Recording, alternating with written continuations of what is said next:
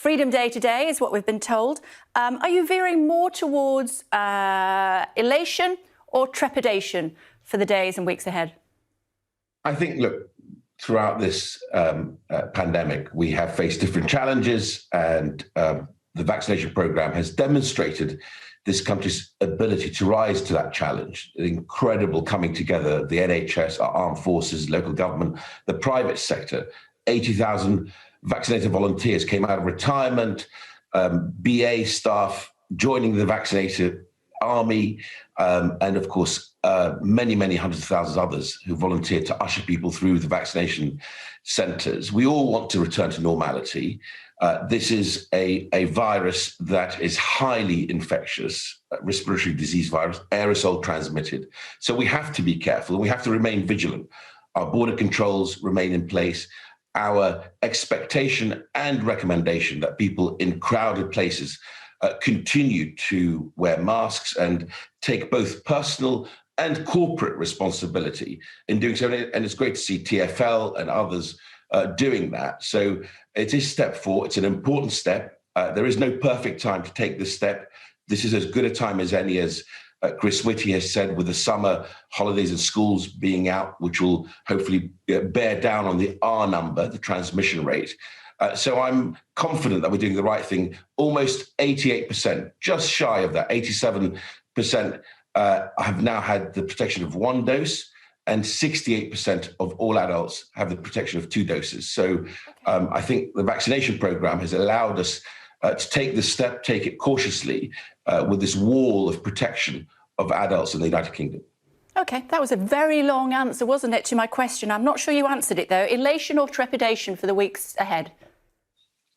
Cautious optimism is probably the way I would describe it. I hope that helps, Kay. That's a shorter answer, and I hope we can... Let's leave it at that before you go any further. You talked about masks. We heard Prince Charles saying he doesn't want to wear a mask, and Camilla's not going to wear a mask. Are you going to wear a mask? So I will wear a mask in crowded indoor spaces. I will wear a mask if I'm on a train carriage that is crowded, because not only will it obviously protect myself, but it'll protect others around me. I don't know if someone sitting next to me is immunosuppressed or immunocompromised, and to put them at risk unnecessarily with a virus that I know transmits very, very effectively through aerosol transmission. It's a respiratory disease, highly transmissible. So I would absolutely wear a mask in crowded places. OK, so the future king is wrong then to say that he doesn't want to wear a mask? No, I think, look, the guidance are clear. In indoor crowded places, it's the right thing to do is to wear a mask, and it is recommended. And we are asking people to take responsibility, and of course, organizations, whether it's TfL or others, to take corporate responsibility. The supermarkets have come out around how they want their customers to behave in the supermarkets. This is important. You know, we all want to go back to normal, but part of going back to normal is having to deal with some of these difficult situations. And I think it's right that individuals and corporations and public institutions do that and think it through. By doing the right thing, we've got to control and transition this virus from pandemic to endemic, as I think we will begin to do so with a booster campaign in September as well, which we can talk more about. Questions, should we? We've got lots to get through, including this pesky pingdemic. 1.7 million people are presently self-isolating. You are looking at trying to change that for some people who work for the NHS. Explain that to me simply, if you will, because I was reading it this morning. It's a bit complicated. Yeah, no, absolutely. Okay, so for NHS frontline and social care staff who have had the alert, if they are double vaccinated, then they can work with their employer to take a PCR test. And if they are negative, then they can go back to work without having to self-isolate, being careful, being precautionary, not being close to people who are extremely vulnerable to the virus. But this will allow the NHS and social care to cope as we, of course, transition this virus, as I say, from pandemic status to endemic status. So it's an additional way of helping the NHS and social care to do that for those staff who are double vaccinated. From when? So we've announced it today. So it begins immediately for them to begin to be able to, if they are double vaccinated, go back to work without having to isolate. Of course, they have to take a PCR test, and that has to be negative. If it's positive, they have to obviously then isolate for that 10-day period. Yeah. What about people who work in supermarkets or people who work in factories? Because we've heard from people like Marks and Spencer, Sainsbury's, Iceland. They've said that they're on the knees and they don't have enough staff working. Factories are the same, making our cars, etc. Are you going to have exemptions for other key workers as well? So I just want to say to obviously key workers and businesses, small, medium, and large, is that it is difficult. This is hard. This is not a normal year, and the NHS app has proven its worth, saving tens of thousands of lives, hundreds of thousands of people identified and asked to isolate. It's an important clinical piece of advice to people who come into contact with someone who has then tested positive. So it's important that we work together to try and get to hopefully the 16th of August, when actually, if you're double vaccinated, you don't need to self-isolate, and that will also help businesses further. The reason for the gap. Bring the exemptions forward. Are you going to have exemptions for others as well, or is it just going to be for the NHS until the 16th of August? So at the moment, it's for the NHS and for social care staff. These are important. Clinical care is incredibly important at this any time, I would suggest. But the 16th of August is also for the rest of the economy. The reason for the gap is to allow more people to be protected with 2 doses. We aim to get everyone protected with 2 doses by the middle of September if they've taken their dose. We've now met the target of offering the vaccine to every adult ahead of the 19th today. I think you've had 3 Weetabix this morning. I can't get a word in edgeways. Tell me about the fact that by the 16th of August, we might not have any food on our shelves in the supermarkets if this app keeps pinging away. Why won't you look at other sectors as well? Well, as I said, it's important that we protect the NHS and social care, because they're offering protection to the most vulnerable people in our society. Yeah, we need food on the shelves, though, don't we, Minister? I don't disagree with you. All I'm saying is actually it's important that we work together. I think businesses are rising to the challenge. Many of them, I know my colleagues in the business department have been talking to, for example, the hospitality sector, the entertainment sector, who are opening up as of today, where we're working with them to make sure that they use the app.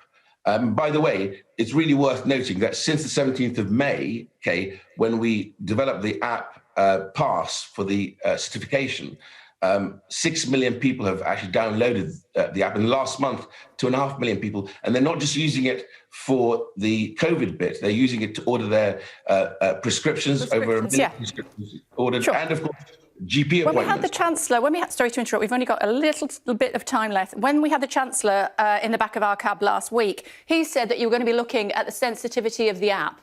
Are you?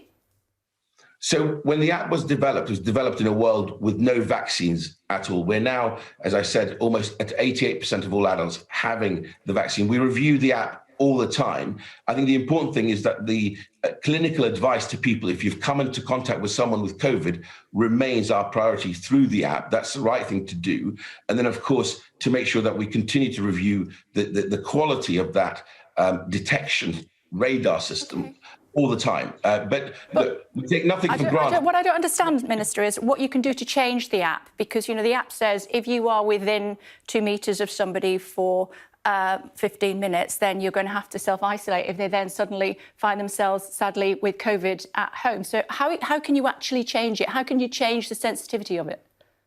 No, so what I'm trying to say to you is I think the right thing to do is to continue to clinically advise people with that sensitivity that they have come into contact with people who have tested positive. The difference now is that we've got almost 88% people with 1 dose and 68% of people with 2 doses. So we can take decisions like we've just done with the NHS and social care staff. We can make decisions that on the 16th of August, anyone who's double vaccinated doesn't need to then isolate if they are pinged and if they don't test positive for COVID. So those changes are happening because of the vaccination program. Yeah.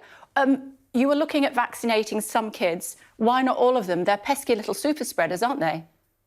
So the Joint Committee on Vaccination and Immunisation have just delivered their advice. We'll consider it. In fact, after my morning round, we have a COVID-0, and then I will make a statement to Parliament.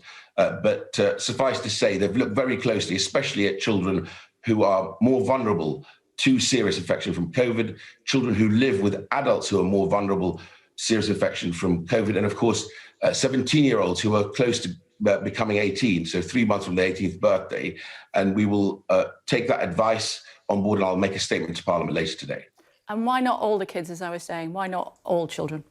So the JCVI are continuing to review that.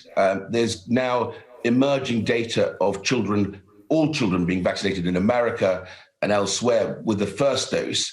Not yet enough data with the second dose, so they want to look at all the data. There is a very rare signal around something called myocarditis, which is an inflammation of the heart.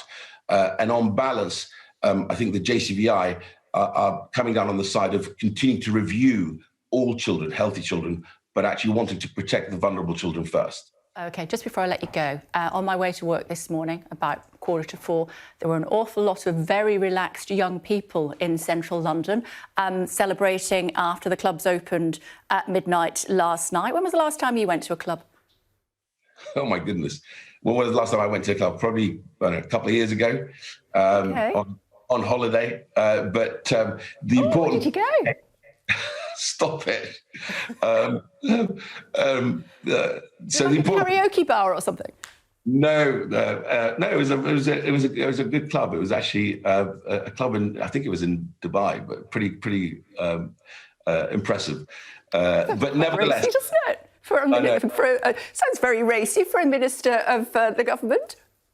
Anyway, the important thing, Kay, is that we're working with nightclub operators to use the COVID app both for testing and, of course, for those who are vaccinated, so that we continue to safely enjoy nightclubbing in the United Kingdom. The important thing is the businesses, and I know my business colleagues are doing that. Paul Scully's doing that with the sector at the moment.